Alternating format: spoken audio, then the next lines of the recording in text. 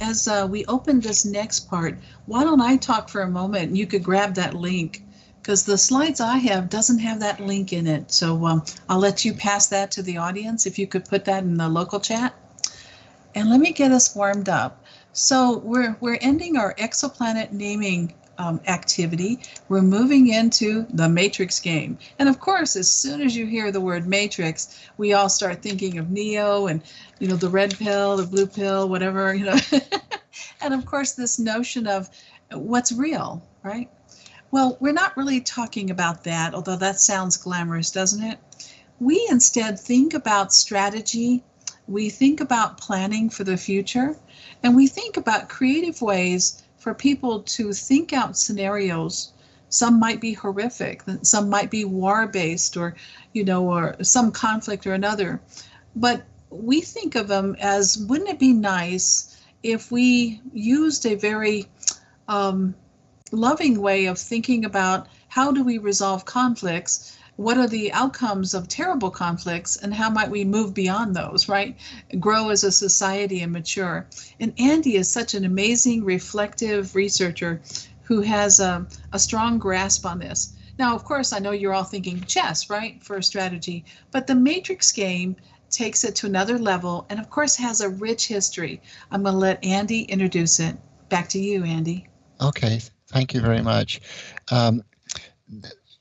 Interesting enough, we got excited about what we could do to take this really interesting community of gamers that have evolved around this particular type of game called a matrix game. And so the game, as you can see described here on this slide, is a challenge game, and it's based around dialogue or words, and people get involved in making arguments associated with what move they want to make as part of gameplay.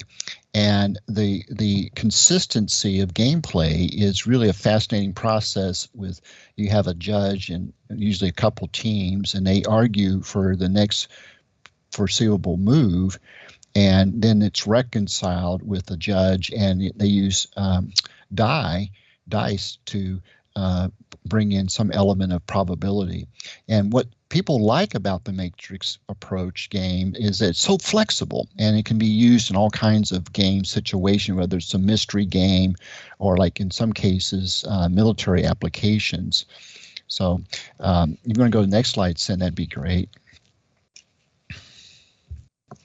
So the original matrix game structure came up by the British Army, and they were using it to plan for, you know, high-level strategies, you know, for, you know, their situations, and that's how I got introduced to the whole structure, was through the European NATO community that you know, is really involved in this. And so Lear and I, we decided, well, why not just, you know, make use of it for what we do in the immersive 3D space and have a little bit of fun with it and see what we could do to make it a hybrid structure. So if you want to play it like in a school room, which most people do, why not be able to do it in an immersive space and at the same time maybe involve people in physical spaces from anywhere around the world. So the basic theme of, you know, when you play these kinds of games for an application that is very complex, where, you know, you can't have all the rules specified like in a procedural simulation game. Those games are very complex and very expensive to build, and they're usually one-offs. Matrix games are very flexible, and they are ideal for addressing complex challenges. Go ahead, Sin, for the next one, please. So here is what we've done to, you know, create this hybrid structure, and the thing that connects the physical space of classrooms, like, you know, in my situation with the military, we have war colleges, right? And so these war colleges are in all parts of the world. And so we wanted to be able to have people be able to use our system that we've created in the War College environment as well as in world. And so here on the planetarium region, when you go to the matrix game area where the system is at, you can actually see the 3D version of the system. So you can actually have the game pieces in a 3D environment, as you see in the lower right image, and then you can have it in game pieces in the physical environment. And yet on the side systems, you have the tools. So next slide, please. So what we've done for the tools is we've created a dashboard for the umpire that is involved in reconciling which argument's going to win between the team's discussions, and we have a dashboard for each team. We have event resources. Typically, these games are, if you're going to use them for addressing complex challenges in the real world, you bring in resources about the real world issues and data and so forth. And a lot of times in my context of usage, we have maps, of certain regions that we're paying attention to. And then we have instructional resources. And then we have a data interface where all the data is collected from each of the contributions of the players, and that data is used by the umpire. Go ahead for the next slide, Lear. Thank you. And one of the things on a high level that we are really fascinated with, and almost all the things that we build, in our community, our virtual harmony community, is how do we introduce complexity in our simulations to show the benefits of collaborative effort when we're dealing with trying to make sense out of complex phenomenon in life, whether it's in science or community events and so forth. And one of the things that we strongly believe in is that diverse perspectives are fundamentally important. You bring in a very mixed group of people, they're going to be able to offer you insights that you would probably never ever consider, but because of their unique experiences and so forth, it adds tremendous value. And so we wanted to come up with this model that supports the ways that people present their viewpoints. And in the formal language, it's called argumentation. And we came upon a model called the Tolman model. If you want to go to the next slide, Lear. And the Tolman model is very well known for different reasons. One is that it's one of the most popular models taught in law school. This is the model that people learn for how to present a case. It's also taught in military schools, and it's often taught in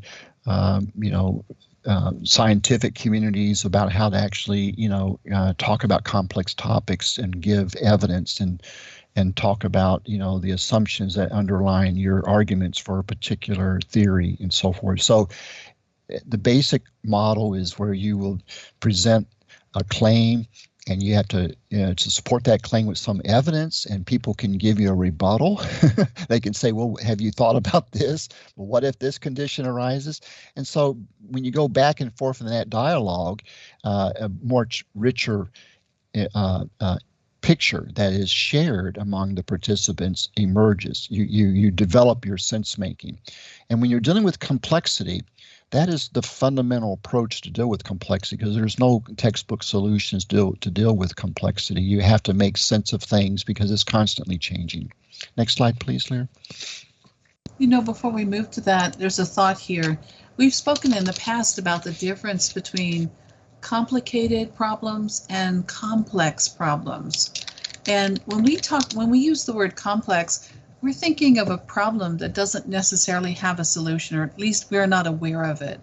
Whereas complicated ones, we may know all of the constraints or the information about it, but finding the path to the solution is murky and uncertain. Is that what you mean there, Andy? Yes, absolutely. And we're really big in trying to help people recognize that most of the big problems in the world are very messy. they don't they don't cooperate very well with our linear solutions. And so we have to help people experience, particularly when they're new to their professions, whether it's medical, law, or the profession of arms. We have to introduce them to a process for how to engage with others in this sense making that requires real time reflection.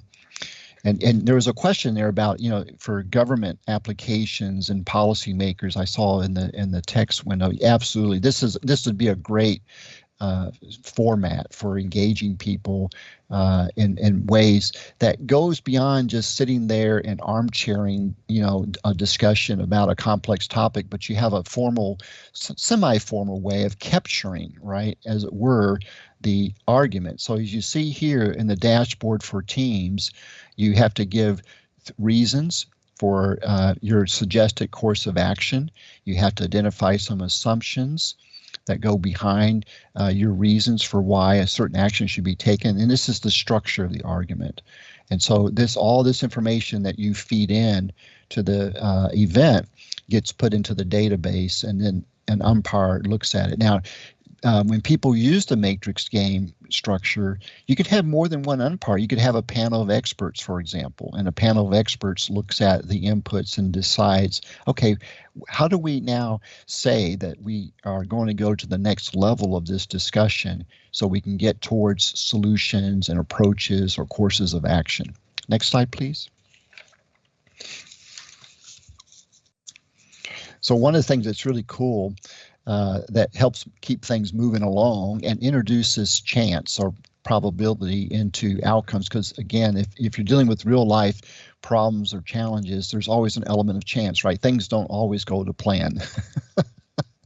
And so people that, have lived, a number of years in their profession, as you evolve in your professional practice, right? It's not uncommon to hear that, right? A mark of a high level professional is this recognition that you've got to be prepared to adapt when things don't go, as you might expect. So here what we have is the dashboard where the umpire basically can assign handicaps. So there's some arguments that are not as strong as they could be. This would be a good teaching tool, for example. You could help your students, learn how to make and construct very strong arguments and provide the evidence for. And some conditions, people may have very wishful thoughts about what's possible. And so an umpire can assign handicaps on that basis. And then like a common probability technique is to use die, and you roll that, and you can go through a series of rolls to get at some kind of distribution probability for outcomes. And this is what you see here. In our system, you can set for how many rolls of the dice, how many faces of a die, and we have two teams in this particular example, and you can see then the outcomes are determined and who the winner is for a particular event, discussion or argument that has been made. And so this gives you a way to progress. Next slide, please. Let me pop in here, Sure. Andy, at just a moment. Speaking of dice, I don't know how many of you have ever done tabletop gaming. You've probably played a board game in your life, right? Most people have. But if not, many games have a 6-sided die, but in this game, you can play with a 20-sided die, or in other words, you can change the number of faces on your dice to increase the potential, or you can mimic a D20 type of tabletop role-playing game. How many of you in the audience have ever played a role-playing game that used a dice that had more than 6 sides? Give us a yes or a Y or something out there, and I'll turn it over to Andy and we'll move to the next slide and I'll come in on that one. Hey, there's a +1 with James. Thank you. Yeah. So here you have the the close up of the in-world version of this, and so there's buttons on the table. You can try this out when you get there at some point in the next several days to generate a game piece. And so if you're red or blue, and then if you're the umpire, you can put and so in each one of these pieces, there's opportunities for you to specify the significance of that game piece and its purpose, and you can even fill in, and all that information is stored in the database too. So next slide, please.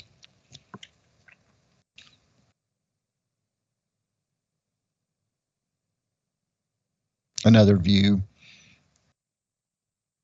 Next slide.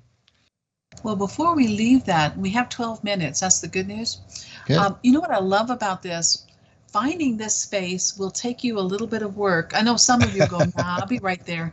But trust me, I'm not going to tell you the name of the location. It doesn't say Matrix Game on the navigational device.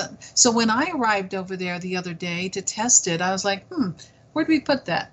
And I was thinking to myself, it's not where I expected. So I'm just going to leave that as a little challenge to our audience. Can you find the Matrix Game?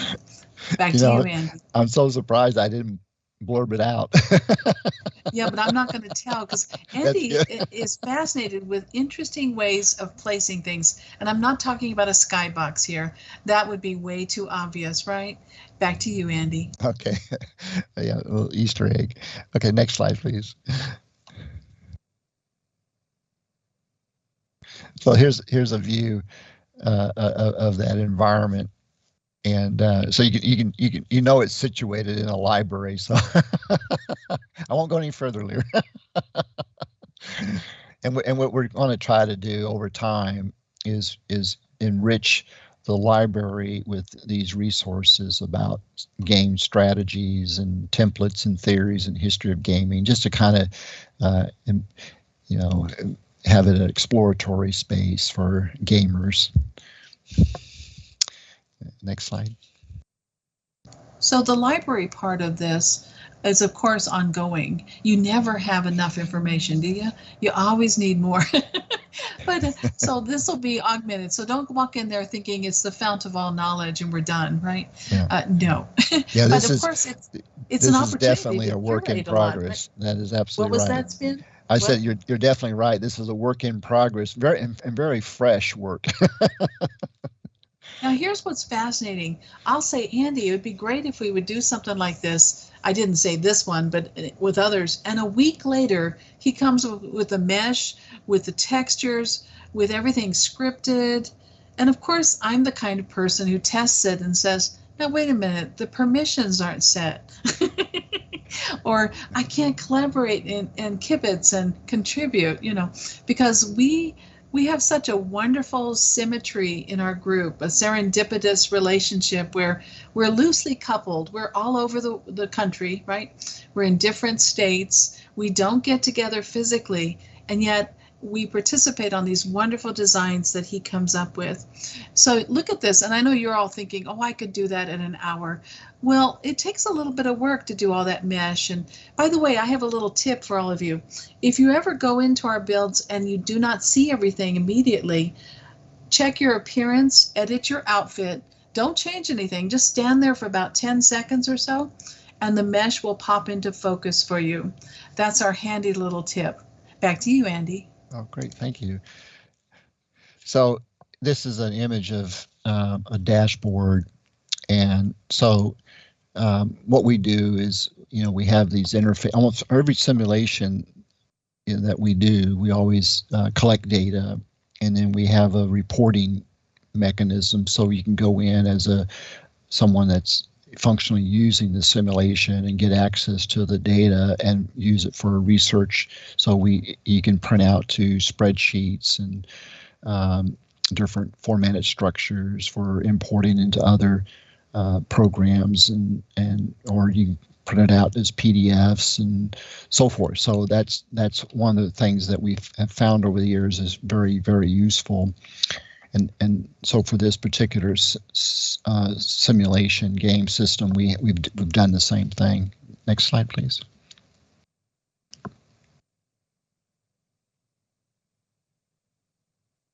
There were two slides that were similar, Andy. Good. Here you go.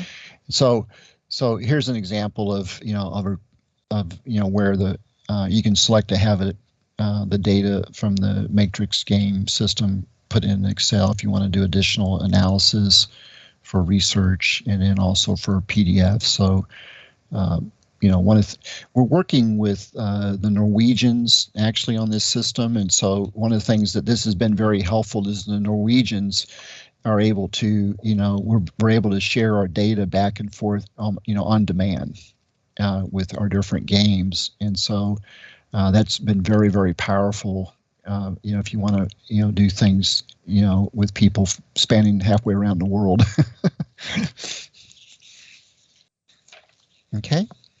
I think that we're up for questions. How are we for time? We still have 7 minutes. This is like a first, right? We normally have, You mean I was too have like fast 30 slides. And well, here's some thoughts. We did have some comments in the chat, and I want to thank you all for wonderful chat. I love the chat. That's my favorite thing about online conferences is the fact that the audience is not voiceless.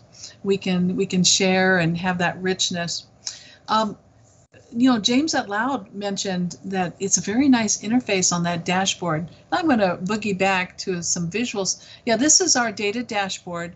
And of course, all of these things are evolutionary.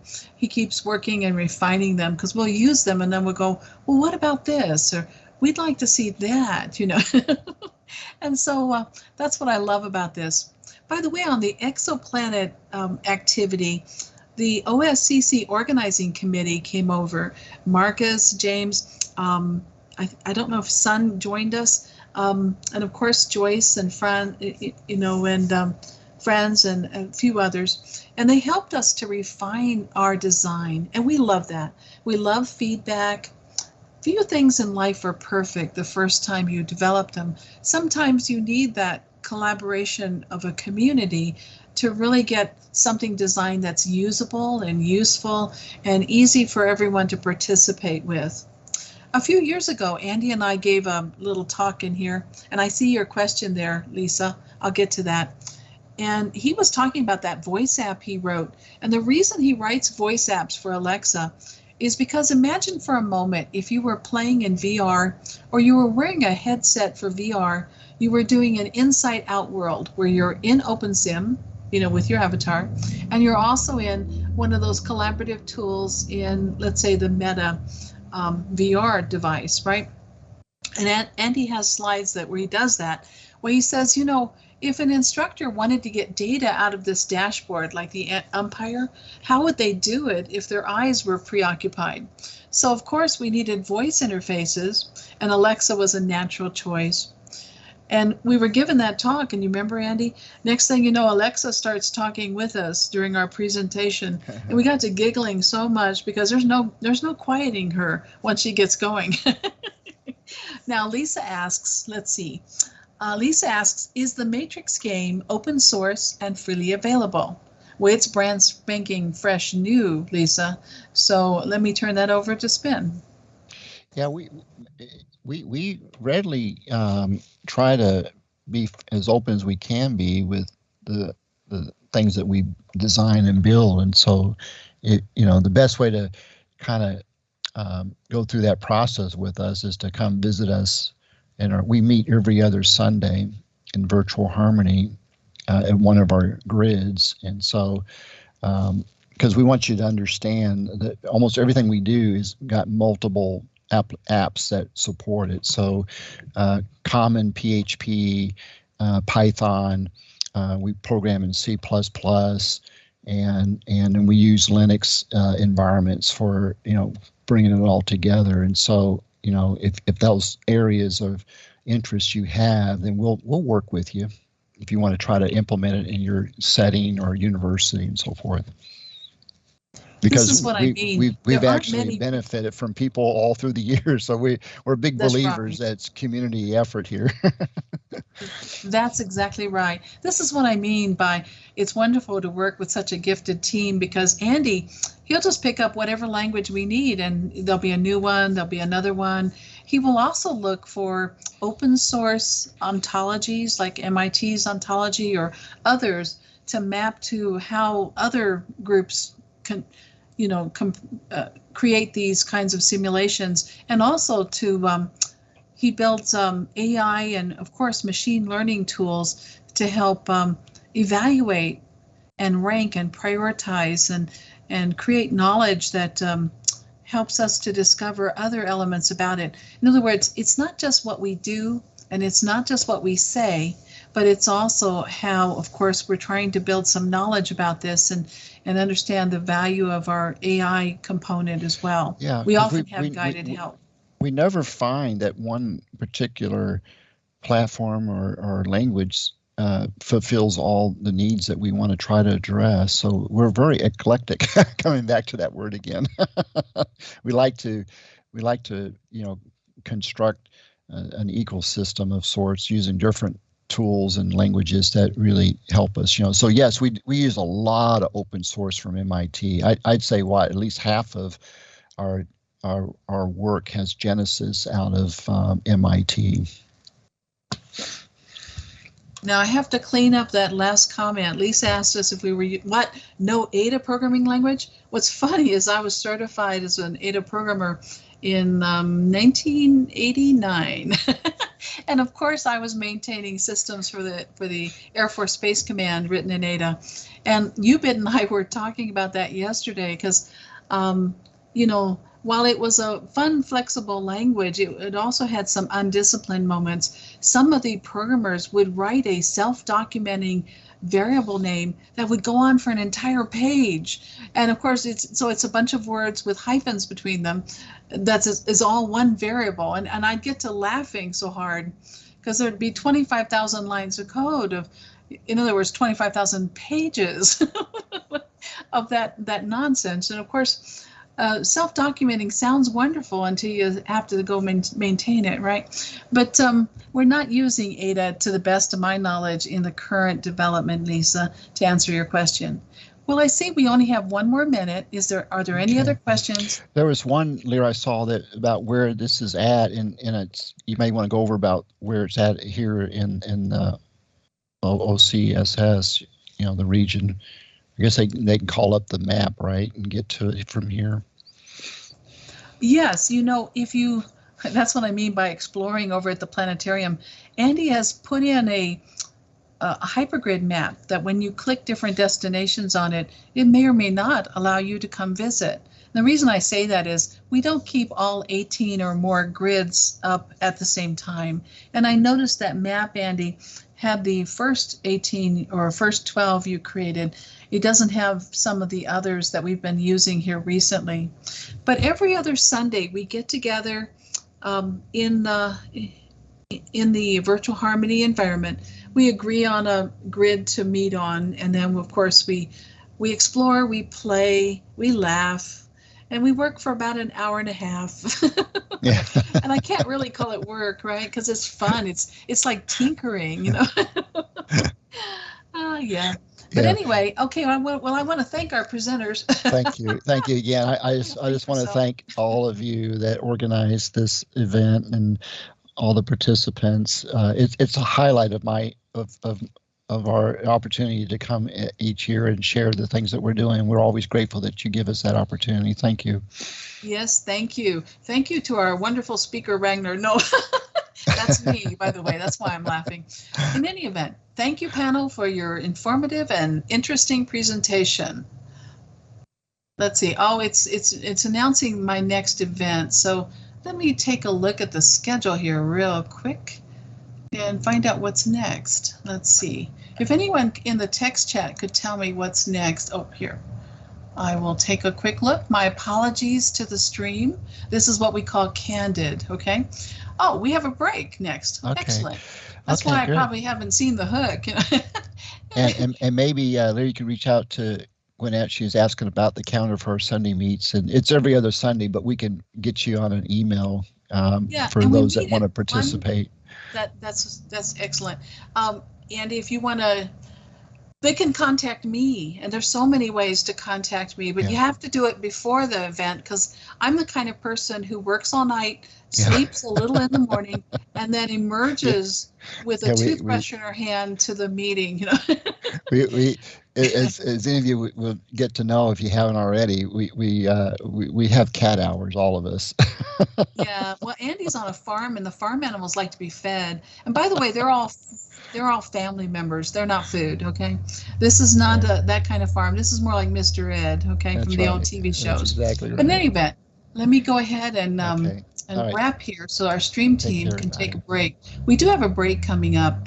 So let's see. As a reminder to our audience, you will want to check out the conference.opensimulator.org to see what is coming up on the conference schedule.